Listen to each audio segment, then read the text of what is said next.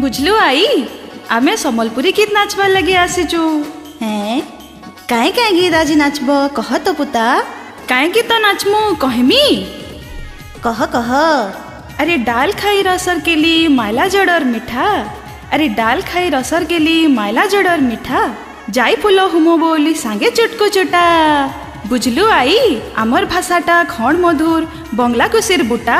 अरे आमर भाषाटा खण मधुर बंगला को सिर बुटा। अरे बुन्नु टिपी तक जेने चाखले लाक्सी गुर मिठा। सत कथा रे पुता। आमर सम्बलपुरी नाच गीत कला संस्कृति पिन्हा उड़ना चाली चलन सारा दुनिया नु अलग है। ठीक अच्छे काहे गीत नाचब जे मुई भी टिके आज देखुछे।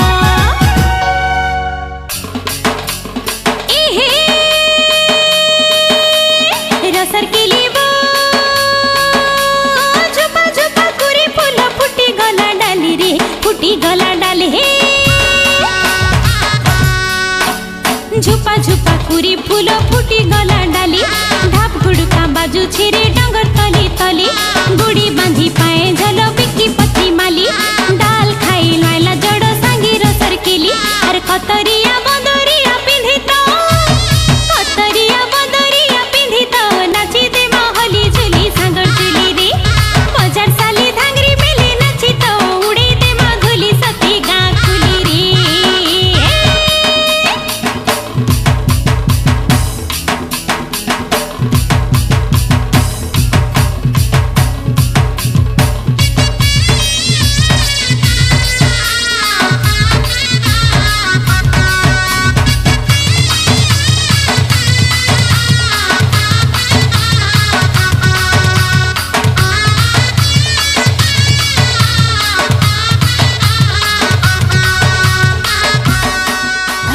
रह रह रह आमर सम्बलपुरी गीत बाजी गले दम धरी करी नाई रही हुई काई बोलू आई? अरे ढोल निशान मुहुरी बाजी गले तो तासा अरे ढोल निशान मुहुरी बाजी गले तो तासा 60 वर्षिया बुढ़ी भाबुछे तुमर संगे नाचले घे है तारी पुता तुमर संगे नाचले घे हेता। काई बोलू गो आई? तुई फेर नाचबू? अरे मते काणा भाबुछु रे तुई चल नाचमा पारे पारे।